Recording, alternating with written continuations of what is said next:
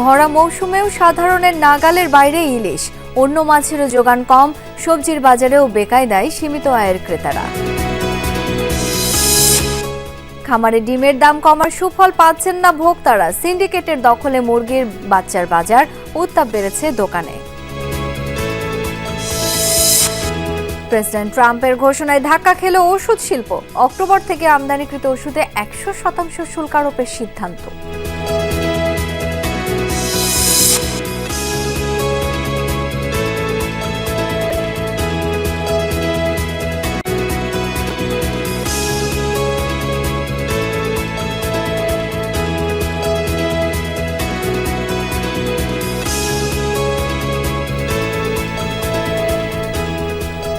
এতক্ষণ শিরোনামগুলো দেখছিলেন, এবার বিস্তারিত, সাথে আছি আমি শাওন দত্ত।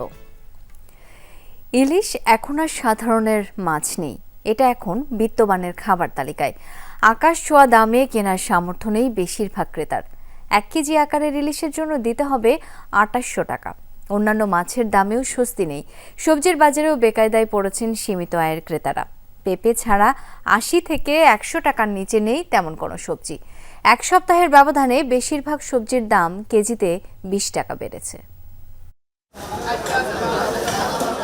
মাছের বাজারে অস্বস্তি যেন কমছেই না। বেশিরভাগ মাছের দাম চড়া।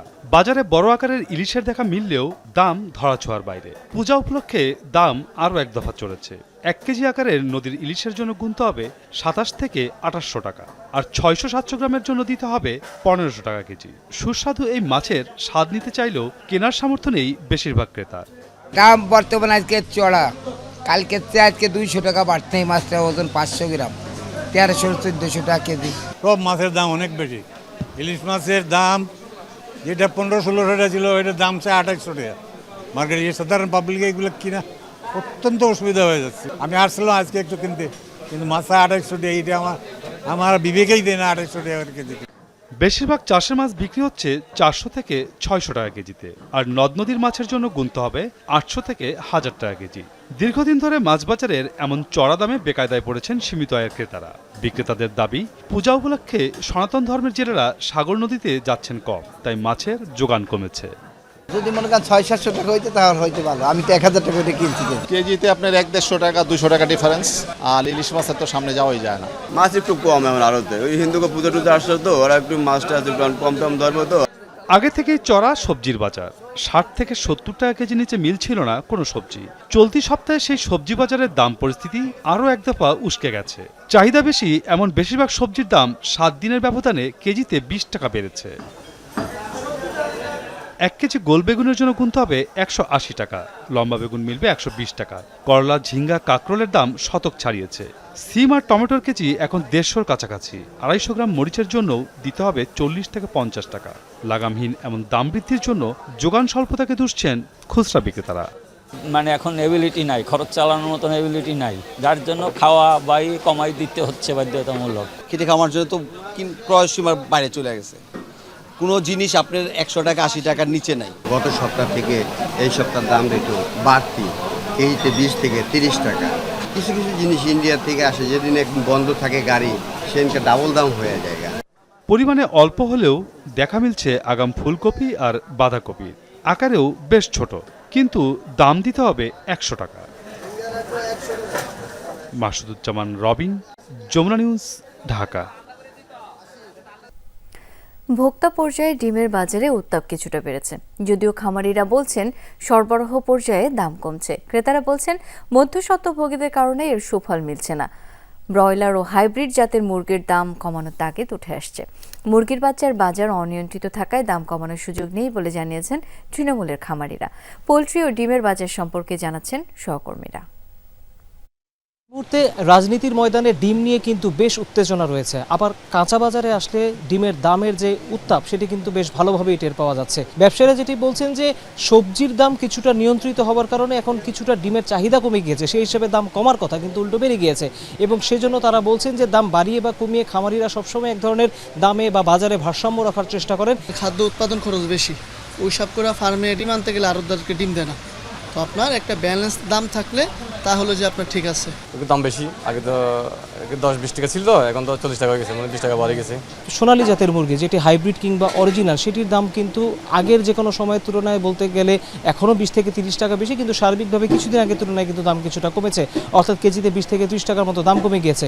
আবার ব্রয়লার মুরগি কিনতে গেলে আপনাকে বিভ্রান্ত হতে হবে, কেননা ব্রয়লার মুরগির দাম উৎপাদন যতই হোক না কেন সেটি এখন 170 থেকে 180 টাকার মধ্যে ওঠানামা করে রাজধানীতে। একটু সীমিত আসছে, কিন্তু তারপরও এটা কেমনে করতাম, এটা যারা ব্যবসা করে তারা জানে, আমাদের থেকে বড় যারা আছে তারা জানে। আমরা তো 2-3 হাত চেঞ্জ হওয়ার পরে তারপরে আমরা কিনি। এবারে আমরা পাইকারি বাজারের খবর জানতে চলে যাচ্ছি গাজীপুরে আমাদের সহকর্মী হোসাইন বাবুর কাছে। ধন্যবাদ তহিদ। আমি আছি এই মুহূর্তে গাজীপুরের পাইকারি বাজারে। এখানকার যারা খামারি রয়েছে তাদের সাথে কথা বলেছি, তারা যেটা জানিয়েছে যে আসলে সবজির বাজার দাম কম থাকার কারণে আসলে মুরগি এবং ডিমের দাম কমতে শুরু করেছে। মুরগির দাম বেচাকেনি কম হয়েছিল, মুরগির দাম কমছে, আল্লাহর মতো মুরগি বেচাকেনি আগের থেকে ভালো হয়। ডিমের বাজার আজকে পাইকারি বাজারে প্রতি ডর্জন ডিম বিক্রি হচ্ছে 135 থেকে 140 টাকা। সাধারণ ক্রেতা তারা যারা বলছেন যে আসলে যেখানে মিডলম্যান কয়েকটি হাত বদল হচ্ছে, সেই হাত বদল যদি প্রশাসন কোনোভাবে মনিটরিং করে ডিমের বাজার অনেকটাই নিয়ন্ত্রণ হবে। খাবারের দাম বেশির কারণে, তারপরে বিভিন্ন রোগবালাইয়ের কারণে ডিমের দাম আরো কম, আরো ডিমের দাম আরো বেশি হইলে খামারি ভালো থাকতে পারবে। একটু বেশি, যদি একটু কম হইতো আমাদের জন্য ভালো হইতো। খামারিদের খবর জানতে চলে যাচ্ছি যশোরের সহকর্মী জাহিদ হাসানের কাছে। ধন্যবাদ। আমরা এসেছি প্রান্তিক খামারিদের মাঝে, আমরা তার সাথে কথা বলেছি। তারা আমাদের জানিয়েছে যে প্রতিটি একদিনের বাচ্চা প্রায় 30 থেকে 40 টাকা করে প্রতি পিস দাম বৃদ্ধি পেয়েছে। খাবার এবং যে মেডিসিনের যে দাম বৃদ্ধির কারণে মূলত মুরগির যে এক ধরনের দাম বৃদ্ধি পেয়েছে। যারা বাচ্চা বেছে এরা সিন্ডিকেট করে মুরগির বাচ্চার দাম অনেক বেশি নেই। মুরগির বাচ্চা একটা বাচ্চায় 20 টাকা 15 টাকা করে বাড়তি কেনে, বাড়তি কিনলে পরে ওইটা যেহেতু মুরগির গাড়ে পড়ে। মুরগি এবং মুরগির ডিম উৎপাদনের সিন্ডিকেট যদি ভাঙতে পারে প্রশাসন, তাহলে ভোক্তা পর্যায়ে সহনশীল হবে দাম বলে আমরা জানতে পেরেছি।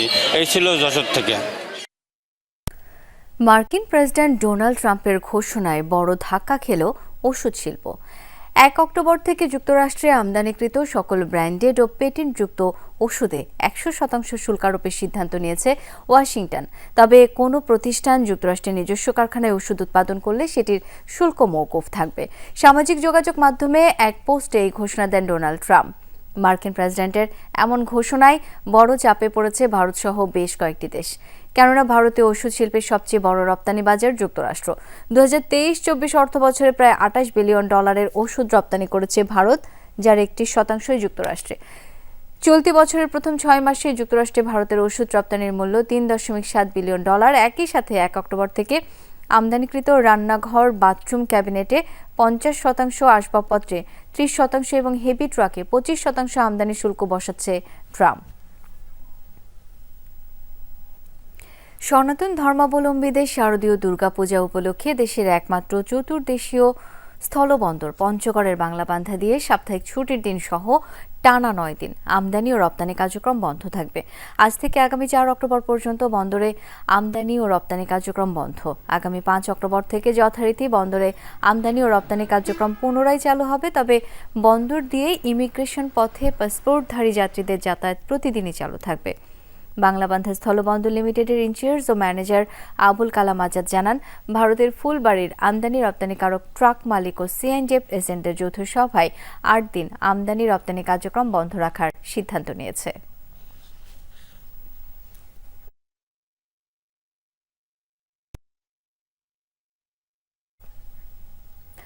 রাজশাহী, চাঁপাইনবাবগঞ্জ ও নাটোর থেকে ফের দূরপাল্লার বাস চলাচল বন্ধ রয়েছে। শ্রমিকদের পর এবার এই ধর্মঘটের ডাক দিয়েছেন বাস মালিকরা। সকাল থেকে ছেড়ে যায়নি দূরপাল্লার কোনো বাস, এতে ভোগান্তি পোহাতে হচ্ছে যাত্রীদের। এর আগে বৃহস্পতিবার রাতে হঠাৎ করে কাউন্টার থেকে বাস বন্ধের ঘোষণা দেন মালিকপক্ষ। শ্রমিকদের মজুরি বাড়ানোর ইস্যু নিয়ে এমন সিদ্ধান্ত নিয়েছেন বলে জানান তারা। সম্প্রতি বেতন বৃদ্ধির দাবিতে ধর্মঘট পালন করেন পরিবহন শ্রমিকরা। পরে 23 সেপ্টেম্বর ঢাকায় মালিকপক্ষ শ্রমিকদের বৈঠকে বেতন বাড়ানোর সিদ্ধান্ত নেওয়া হয়, যা 25 সেপ্টেম্বর থেকে কার্যকরের কথা ছিল। জেলা মোটর শ্রমিক ইউনিয়নের ভারপ্রাপ্ত সাধারণ সম্পাদক রফিকুল ইসলাম বলেন, মালিকদের সাথে দফায় দফায় আলোচনা করে বাড়তি বেতন নির্ধারণ করা হয়েছিল। তবে হঠাৎ করেই শ্রমিকদের সেই নির্ধারিত বেতন দিতে দ্বিমত জানান মালিকরা।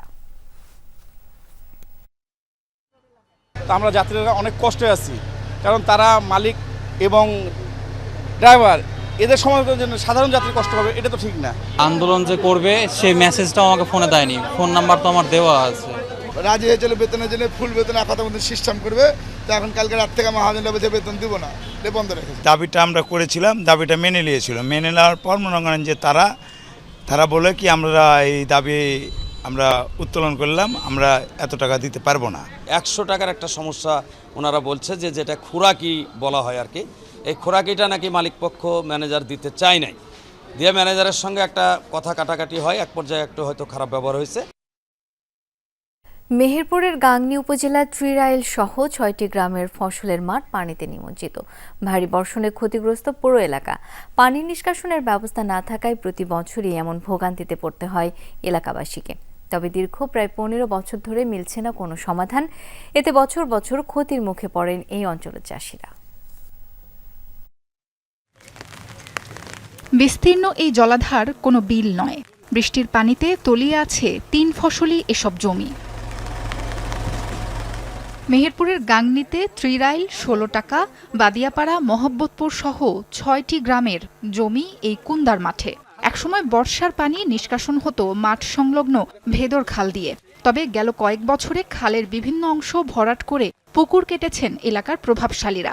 মাছ চাষের জন্য পানি প্রবাহ রোধ করা হয়েছে, তাই বৃষ্টির জমা পানি বের হওয়ার পথ নেই। অনাবাদি পড়ে আছে শত শত কৃষকের জমি। এখানে একটা ক্যানাল ছিল, ঠিক আছে, ক্যানালটা আপনার কিছু কিছু জায়গায় আছে, একবারে বিলুপ্ত হয়ে গেছে তা না, কিছু কিছু জায়গায় আছে, কিন্তু পানি বের হওয়া যে মেন জায়গাটা সেখানে কিছু পুকুর আছে, প্রভাবশালী ব্যক্তিদের পুকুর আছে। পুকুর থাকার কারণে আমাদের এই পানিটা বের হতে পারছে না। এই বছরে পানিটা খুব বেশি হয়েছে। গত যে বছরে আগা বছর সে বছরও এরকম হয়েছে। কাটার কথা ছিল এরকম আপনাদের মতন সহযোগী করে কিছু মানুষ আসে, তারা কোনো কাজ কাম করেনি। কৃষকদের অভিযোগ প্রতি বছরই তলিয়ে যায় জমিগুলো, তবে এবার পানির পরিমাপ বেশি। এতে চলতি মৌসুমে কয়েক দফায় আবাদ করা ধান, পাট, সবজি সহ বিভিন্ন ফসল নষ্ট হয়েছে। এখন রবি শস্যের জন্য জমি প্রস্তুত করার মতো অবস্থাও নেই। বছরে মাত্র 3 থেকে 4 মাস পানি থাকে না জমিতে। এই 5-6 গ্রামের মাঠ পানিতে সব ডুবে গেছে। পানি বাড়ানোর পথ সব বন্ধ হয়ে গেছে, পুকুর কেটে সব বন্ধ করে ফেলছে। পানি করে সব লস, এক সের পাটও পাইনি। আবার সেই ভুই আবার ধান লাগে ধান শেষ, ধানও পাইনি। ঝাল লাগে ঝালও শেষ, বাগুন লাগে বাগুনও শেষ, সব ডুবে গেছে আমাদের মাঠ। এখন বর্তমানে যে মৌসুম আসছে আপনার ভুট্টা, গম, মসুরি এগুলা আবাদ হবে না। ওই পানি বন্ধের কারণে আমাদের এগুলা ভাই হবে না, আমরা চাষি মানুষ ক্ষতিগ্রস্ত হয়ে যাব। কৃষি কর্মকর্তা জানান, এলাকার প্রায় 1000 বিঘা জমি পানিতে তলিয়েছে। সহায়তার জন্য ক্ষতিগ্রস্ত কৃষকদের তালিকা করা হচ্ছে। আগের যারা যে সুবিধাটা পাইতো, এখানে কোনো পানি জমতো না, এই ক্যানাল দিয়ে পানি বের হতো, এতটুকু হলেই যথেষ্ট। তারা যেন সেই আবার আগের ওই বিলটা তারা যেন ফেরত পায়। ক্ষতিগ্রস্ত কৃষকদের যে তালিকা, সেটা আমাদের চলমান তালিকা তৈরি। এটা আমরা আমাদের ঊর্ধ্বতন কর্তৃপক্ষ আছে, তাদের কাছে এটা পেশ করব। নিমজ্জিত এলাকা পরিদর্শন করেছেন গাংনী উপজেলা নির্বাহী কর্মকর্তা, দিয়েছেন সমস্যা সমাধানের আশ্বাস। যারা যারা এটাকে দখল করেছে অথবা আমাদের সর্বশেষ রেকর্ড সহ আমরা এটাকে পর্যালোচনা করে আমরা এই বিষয়ে পরবর্তী পদক্ষেপ নেওয়ার জন্য আমরা ব্যবস্থা গ্রহণ করব। খাল দখলমুক্ত ও সংস্কার করা হলে এ অঞ্চলের কৃষকের সুদিন ফিরবে বলে আশা ভুক্তভোগীদের। রাষ্ট্র মালিকানাধীন বাণিজ্যিক ব্যাংক ও আর্থিক প্রতিষ্ঠানের কর্মীদের এখন থেকে পারফরমেন্সের ভিত্তিতে উৎসাহ বোনাস দিতে হবে। বছরে সর্বোচ্চ 3টি বোনাস দেওয়া যাবে, এর ভিত্তি হবে নিট মুনাফা। রাষ্ট্র মালিকানাধীন বাণিজ্যিক ব্যাংকের কর্মচারীদের উৎসাহ বোনাস দেওয়ার বিষয়ে শর্তযুক্ত নির্দেশিকা জারি করেছে অর্থ মন্ত্রণালয়। বলা হচ্ছে, উৎসাহ বোনাস দেওয়ার ক্ষেত্রে এতদিন শৃঙ্খলার ঘাটতি ছিল, এটা দূর করতে এই নির্দেশিকা জারি করা হয়েছে। এতদিন এই বিষয়ে নীতিমালা থাকলেও যা লঙ্ঘন করে আসছিল বড় কয়েকটি ব্যাংক। নির্দেশিকায় বলা হয়, সোনালী, অগ্রণী, জনতা, রূপালী বেসিক ও বিডিবিএল এই 6 ব্যাংক উৎসাহ বোনাস দেবে 5টি উপাদানের ভিত্তিতে। আইসিবির ক্ষেত্রেও 5টি সূচক বিবেচনায় থাকলেও কিছুটা পরিবর্তন আনা হয়েছে।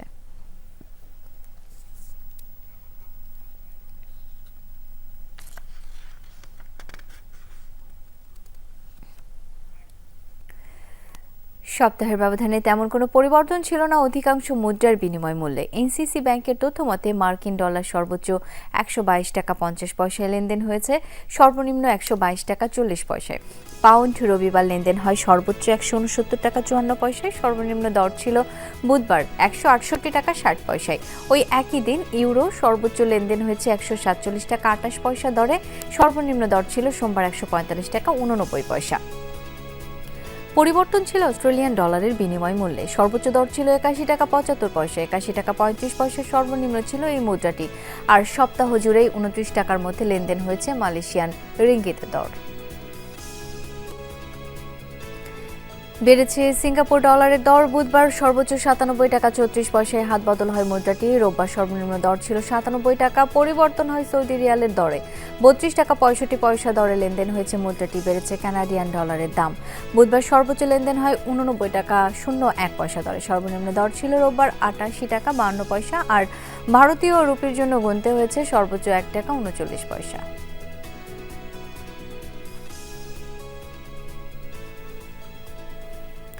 শেষ করছি বিজনেস টুডে, তবে যাবার আগে শিরোনামগুলো জানিয়ে দেবো আরও একবার। ভরা মৌসুমেও সাধারণের নাগালের বাইরে ইলিশ, অন্য মাছেরও যোগান কম, সবজির বাজারেও বেকায়দায় সীমিত আয়ের ক্রেতারা। খামারে ডিমের দাম কমার সুফল পাচ্ছেন না ভোক্তারা, সিন্ডিকেটের দখলে মুরগির বাচ্চার বাজার, উত্তাপ বেড়েছে দোকানে।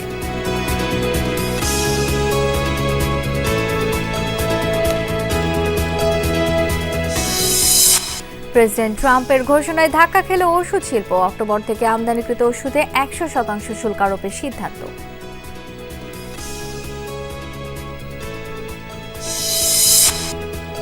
এই ছিল বিজনেস টুডের এখনকার আয়োজনে। এতক্ষণ সাথে থাকার জন্য সবাইকে অসংখ্য ধন্যবাদ।